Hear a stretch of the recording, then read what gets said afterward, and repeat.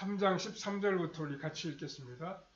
또 너희가 열심으로 선을 향하면 누가 너희를 해하리요. 그러나 의를 위하여 고난을 받으면 복 있는 자니 그들이 두려워하는 것을 두려워하지 말며 근심하지 말고 너희 마음에 그리스도를 주로 삼아 거룩하게 하고 너희 속에 있는 소망에 관한 이유를 묻는 자에게는 대답할 것을 항상 준비하되 온유와 두려움으로 하고 선한 양심을 가지라. 이는 그리스도 안에 있는 너희의 선행을 욕하는 자들로 그 비방하는 일에 부끄러움을 당하게 하려 함이라. 선을 행함으로 고난받는 것이 하나님의 뜻일진데 악을 행함으로 고난받는 것보다 나으니라. 사람이 아무리 강하다고 해도 참는 데에는 한계가 있습니다. 그리스도인들이 믿음이 좋고 잘 참는다고 해도 참기만 한다고 해서 모든 것이 다 잘 되는 것은 아닙니다. 우리가 한 번씩은 하나님 앞에 나와서 답답하고 억울하고 힘든 것을 다 털어놓고 기도할 때 주님이 거기에 찾아오셔서 우리를 어루만져 주십니다. 성령님께서 우리의 상한 마음을 치료해 주시고 새 힘을 주시는 것입니다. 우리 그리스도인들에게는 세상 사람들이 알지 못하는 힘이 있습니다. 그것은 우리가 하나님 앞에 부르짖으면서 기도할 때 하나님이 우리를 치유하시면서 새로운 힘을 주신다는 사실입니다. 그러나 우리가 이러한 능력을 받으려면 조심해야 할 것이 있는데 그것은 우리가 언제나 깨끗한 양심을 갖는 것입니다. 우리가 하나님 앞에서 작은 죄라도 숨기지 않고 눈물을 흘리며 회개하는 이유는 바로 이 엄청난 능력을 잃어버리지 않기 위해서입니다. 우리 그리스도인들에게는 소망이 있습니다. 왜 소망이 있는지 생각해 보므로 오늘 주님이 우리에게 주시는 교훈을 함께 받아야 하겠습니다. 첫 번째로 그리스도인들이 당하는 고난이 있습니다. 13절 14절에 또 너희가 열심으로 선을 향하면 누가 너희를 해하리요. 그러나 의를 위하여 고난을 받으면 복 있는 자니 그들이 두려워하는 것을 두려워하지 말며 근심하지 말고 라고 했습니다. 우리 그리스도인들이 이 세상에서 당하는 고난에는 어떤 것이 있겠습니까? 우리의 일이 다른 사람들처럼 잘 풀리지 않고 잘 안 될 때 마음속으로 고통을 당하는 괴로움이 있습니다. 우리는 분명히 하나님이 우리를 사랑하시며 우리가 믿음으로 행할 때 앞길을 형통하게 하신다는 것을 잘 알고 있습니다. 그런데 세상의 믿지 않는 사람들은 믿음이 없어도 돈도 잘 벌고 출세도 하는데 왜 믿음으로 사는 우리는 일이 잘 풀리지 않을까 하는 심적인 고통이 있습니다. 우리가 하나님을 믿을 때 성공과 복을 받는 것에 대한 기대치는 대단히 높습니다. 그러나 현실적으로는 더 나아지는 것이 없을 때 우리는 그만큼 상대적으로 비참하게 느낄 수가 있습니다. 하나님은 우리가 믿음으로 살면 분명히 은혜와 복을 주신다고 하셨는데 왜 복을 주시지 않는 것입니까? 그것을 우리가 처음에는 잘 이해할 수가 없습니다. 단지 우리의 믿음이 부족하고 능력이 없어서 그렇게 고생한다고 생각합니다. 게다가 우리 그리스도인들은 예수님을 믿음으로 세상 사람들과 분리가 됩니다. 즉 예수님을 믿기 전에는 친구나 친척들과 아주 가까웠는데 예수님을 믿고 난 후부터는 그들과 만나는 것이 재미가 없고 점점 멀리하다가 서로가 멀어져 버리는 것입니다. 사람은 항상 상대적이어서 내가 다른 사람을 싫어하면, 다른 사람을 멀리하면 그 사람도 나를 싫어하고 멀리하기가 참 쉽습니다. 그러다가 어떤 고약한 사람을 상사로 만나게 되면 지속적으로 어려움과 고통을 당하는 경우도 있습니다. 이것이 사람으로부터 당하는 고통입니다. 사람은 따라다니면서 말로 상대방을 얼마든지 괴롭게 할 수 있습니다.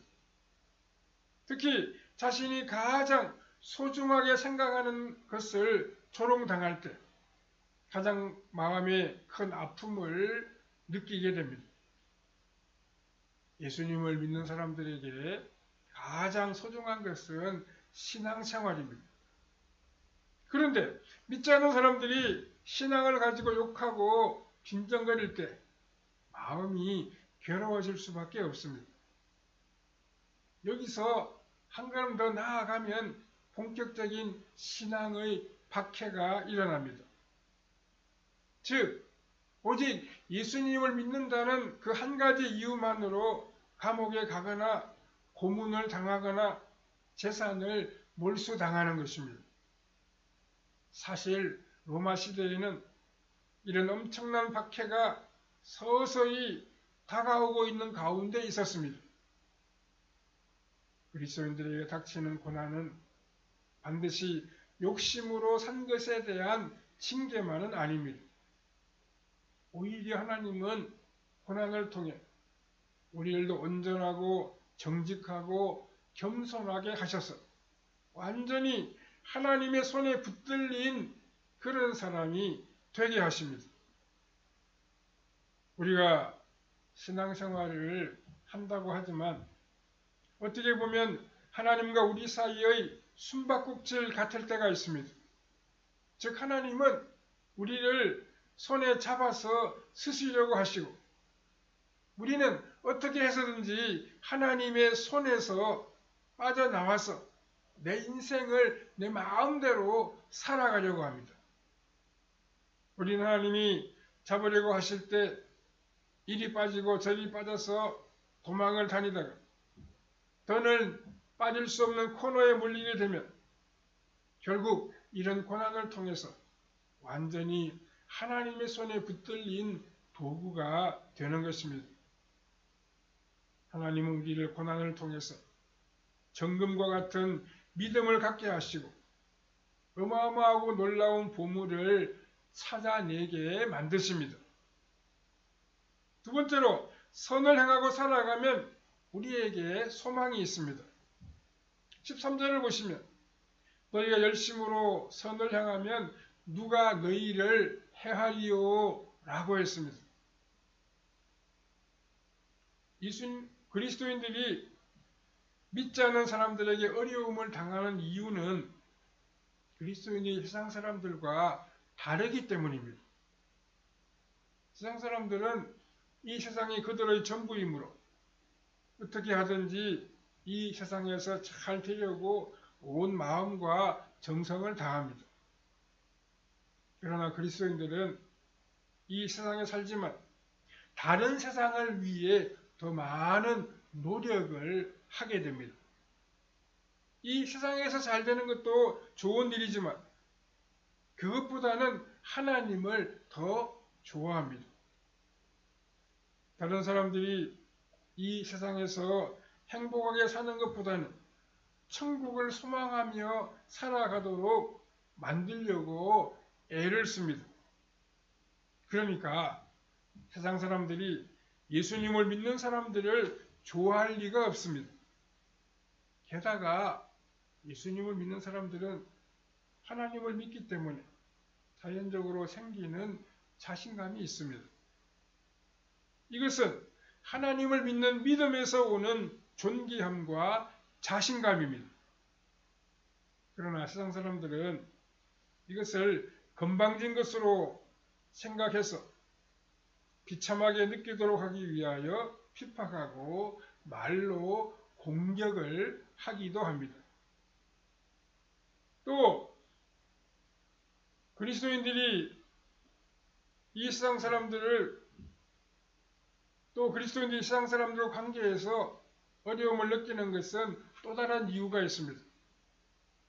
그리스도인들은 이 세상 사람들을 미워하거나 싫어하지 않습니다. 단지 우리는 하나님을 믿기 때문에 어쩔 수 없이 그들의 기대를 다 채워주지 못하는 것뿐입니다. 그러나 세상 사람들은 우리가 그들을 미워하거나 업신여긴다고 생각합니다. 그래서 그들과의 관계에 어려움이 생기게 됩니다. 13절에 또 너희가 열심으로 선을 행하면 누가 너희를 헤아리요 라고 했습니다.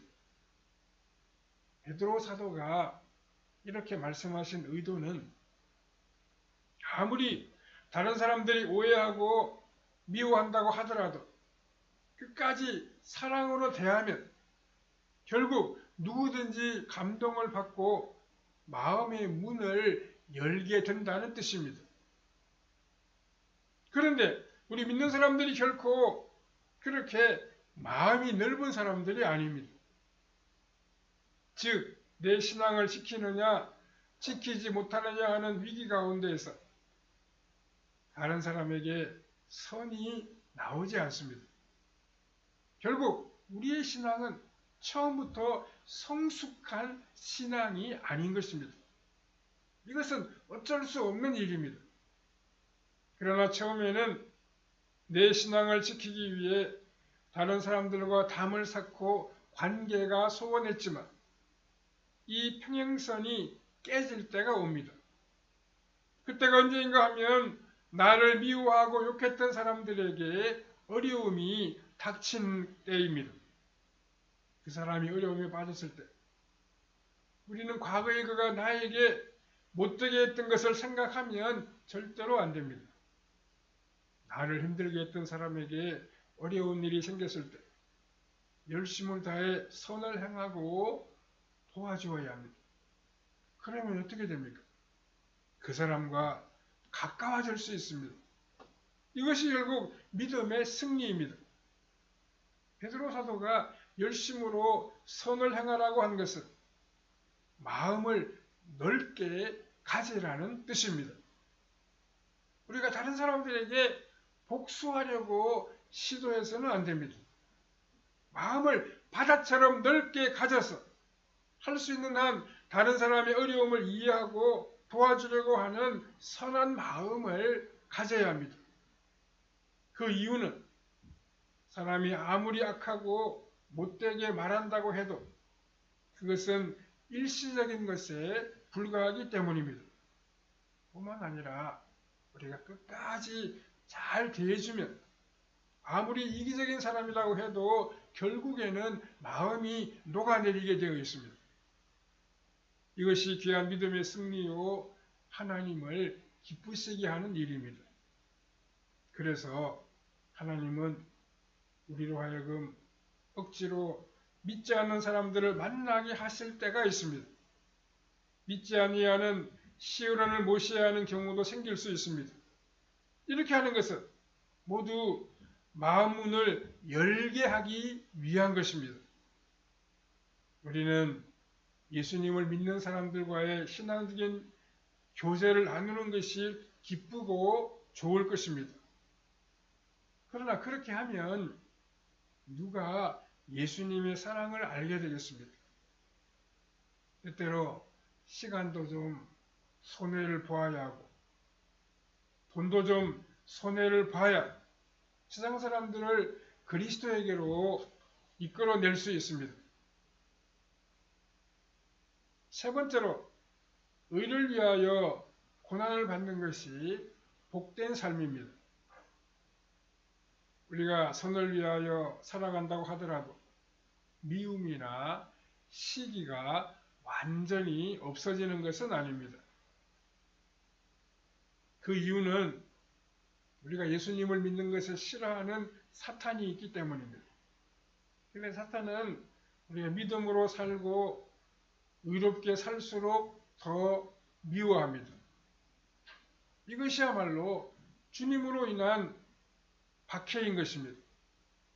14절 15절에 그러나 의를 위하여 고난을 받으면 복 있는 자니 그들이 두려워하는 것을 두려워하지 말며 근심하지 말고 너희 마음에 그리스도를 주로 삼아 거룩하게 하고 너희 속에 있는 소망에 관한 이유를 묻는 자에게는 대답할 것을 항상 준비하여 온유와 두려움으로 하고 라고 했습니다.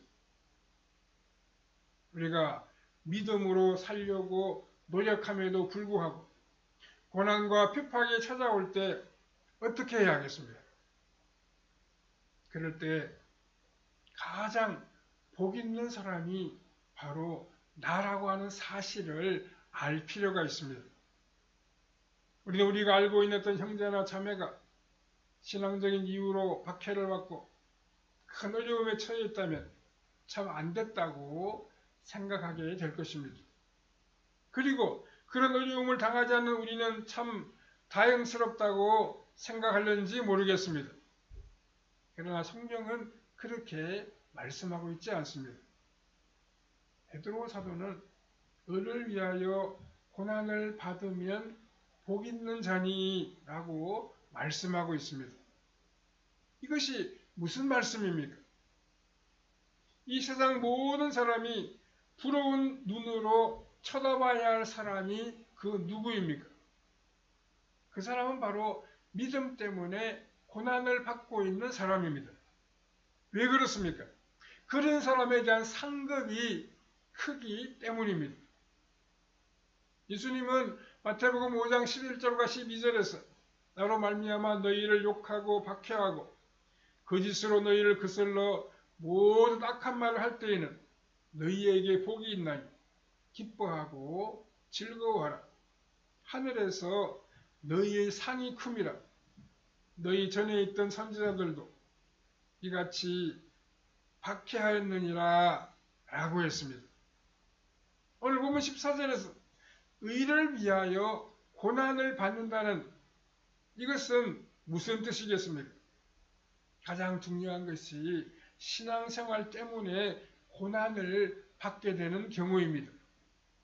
즉 이 사람은 예수님을 믿지 않으면 다른 사람들로부터 욕을 얻어먹거나 고난을 당할 이유가 전혀 없는데 예수님을 믿기 때문에 고통을 당하는 것입니다. 예수님을 믿기 때문에 다른 사람들로부터 힘든 일을 당하게 되는 것입니다. 이때는 바로 영적인 전쟁이 치열할 때입니다. 하나님의 백성들에게 가장 위험한 것은 누군가가 교만하여 자기 자신을 신격화시키려고 하는 것입니다. 이때 하나님의 백성들은 공격의 대상이 됩니다. 그 이유는 우상을 섬길 수가 없기 때문입니다. 우리가 존재하는 이유가 하나님만이 참 하나님이신 것을 나타내기 위해서입니다. 따라서 온 세상이 다 덤벼들어서 공격을 한다고 하더라도 하나님 이외에 다른 것은 신이 아니라고 말해야 합니다. 그것이 우리가 끝까지 지켜야 할 진리이고 우리는 그것 때문에 존재하고 살아가는 사람들입니다. 본문 13절 후반부를 보면 그들이 두려워하는 것을 두려워하지 말며 근심하지 말고 라고 했습니다. 우리가 생각하기에는 핍박받는 그리스도인들이 두려워하며 근심할 것 같은데 믿지 않는 사람들이 더 두려워하고 근심한다는 것입니다. 그 이유가 무엇이겠습니까? 하나님을 믿지 않는 사람들은 언제 망할지 모르는 불쌍한 사람들입니다.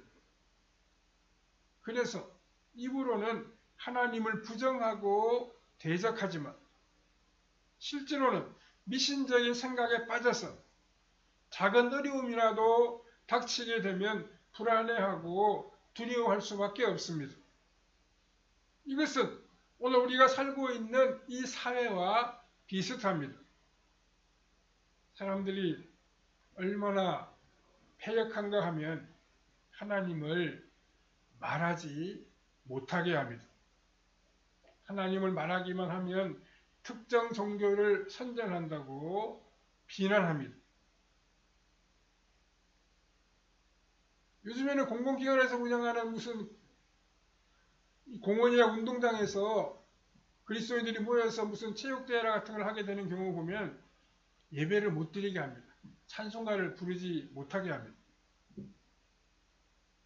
그렇게 하면서 경제나 국제정세의 어려움에 얼마나 불안해하고 두려워하는지 모릅니다.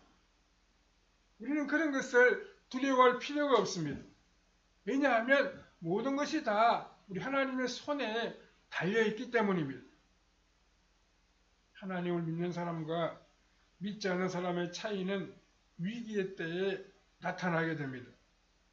신앙이 없는 사람은 위기가 찾아오게 되면 세상이 끝나는 줄 알고 절망하고 불안해합니다. 그러나 하나님의 백성은 아무리 위기가 오더라도 하나님이 모든 것을 다 주장하고 계시기 때문에 불안해하지 않습니다. 하나님의 도우심을 믿고 바라보기만 하면 됩니다. 15절에 너희 마음에 그리스도를 주로 삼아 거룩하게 하고 너희 속에 있는 소망에 관한 이유를 묻는 자에게는 대답할 것을 항상 준비하되 온유와 두려움으로 하고 라고 했습니다. 오늘 우리의 소망이 무엇입니까? 우리의 소망은 그리스도께서 십자가 위에서 죽으심으로 우리 인간의 모든 죄를 다 해결하셨고 온 우주의 왕이 되신 것입니다. 하나님 우리의 구원의 주님이 되시고 이 세상을 다스리는 통치자가 되십니다. 여기에 우리의 소망이 있는 것입니다. 그리스도는 이 세상에서 택한 자를 한 사람도 빠짐없이 다 구원하시게 될 것입니다. 우리는 무엇을 위해 존재하는 사람들입니까? 그리스도가 왕이신 것을 증거하기 위해 존재합니다. 그래서 우리는 죽는 날까지 이 사실을 증거해야만 합니다. 그리고 우리에게 하나님을 높여드린다는 것이 최고의 특권입니다. 그것이 우리가 할 일입니다. 하나님을 찬송하고 하나님의 이름을 높이는 것이 우리가 이 땅을 살아가는 이유입니다. 또 사랑하는 성도들이나 가족들을 위로하며 격려하며 축복하며 살아가야 합니다. 우리는 이 소망을 분명히 가지고 있어야 합니다.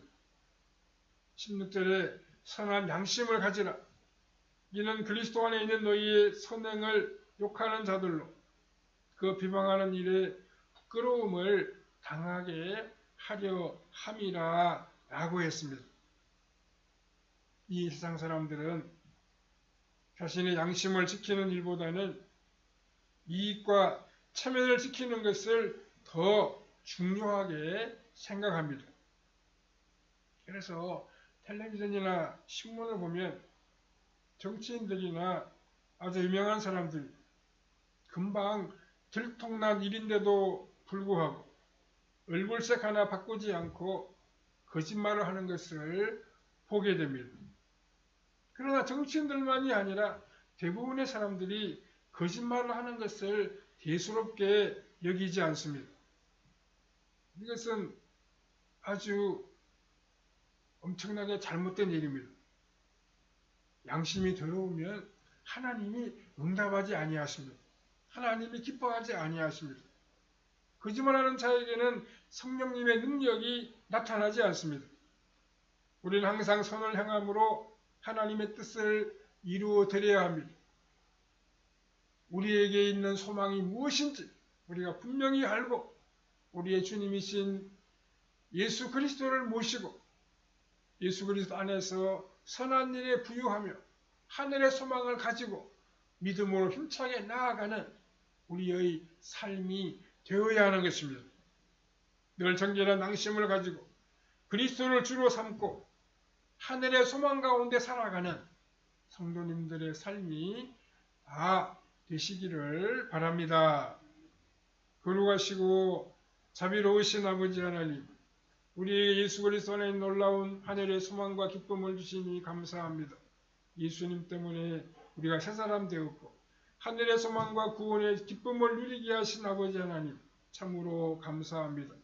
우리가 늘 아름다운 마음을 가지고 정결한 앙심을 가지고 예수 그리스도를 주로 삼고 소망 가운데 걸어가는 우리의 발걸음이 되게 하여 주시옵소서. 나아가 다른 사람들도 우리가 늘 이 소망 가운데 살아가도록 다른 사람들을 권면하며 주님 앞으로 인도하고 주를 소개하며 증거하며 살아가는 우리의 복된 발걸음이 다 되게 해주시기를 원하옵고 예수님의 거룩하신 이름으로 기도하옵나이다.